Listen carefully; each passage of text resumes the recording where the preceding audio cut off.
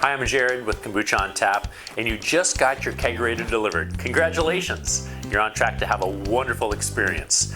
In this video, I'm going to tell you what some of the components are so that you're familiar, and it helps free you up so that if you have any questions, it's a lot easier to identify them.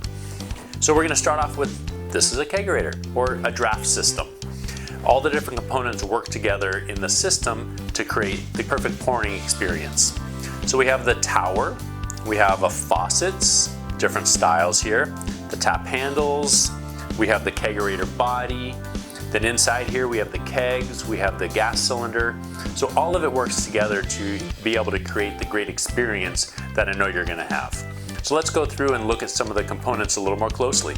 So on the draft tower here, this one has 4 different faucets. Some of them could have 1 to 4 faucets on this style of kegerator, the single door commercial unit.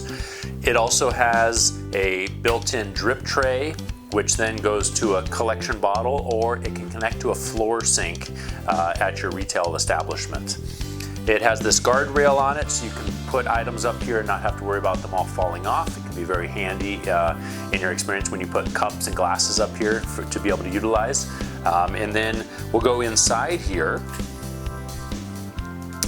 and you have your delicious kombucha keg here. You'll have your cold brew coffee, your sparkling waters, and then also in here, whether you have a nitrogen tank or CO2 tank. This one here is a CO2 tank, but you could have a nitrogen tank in here as well. And this here is your regulator.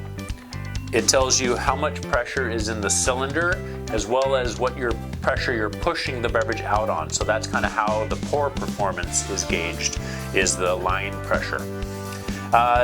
This has a splitter, and then we go through, and the part that connects to the keg here is called the coupler. So we'll go through, it has the parts here that line up with the keg. So these slots on the coupler line up with the tabs on top of the keg.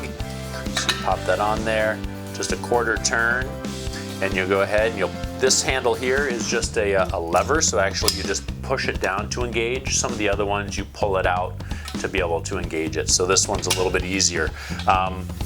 The temperature is preset by us, so you shouldn't have to adjust the temperature. It does have a blower fan in the back here to be able to maintain proper temperatures. There's not a whole lot else that needs to be done on a daily basis except for just wiping down all the surfaces. On a monthly basis, you want to clean the condenser fins of any dust that's collecting that's in the back. And then also wiping down the faucets on a daily basis. We usually water and vinegar is a great cleaner for those. So just give them a general wipe down, helps maintain cleanliness. On a monthly basis, my team will come in and we can set up a service to be able to clean the faucets. They'll just start getting a little gunk up with some SCOBY or dry material as they go. We also recommend getting faucet plugs to go in there. Faucet plugs will just keep any foreign matter from getting up inside there, and also keeps them a lot cleaner on a daily basis, so that when you're shut down overnight, you pop the faucet plugs in there. It just keeps things really nice and clean.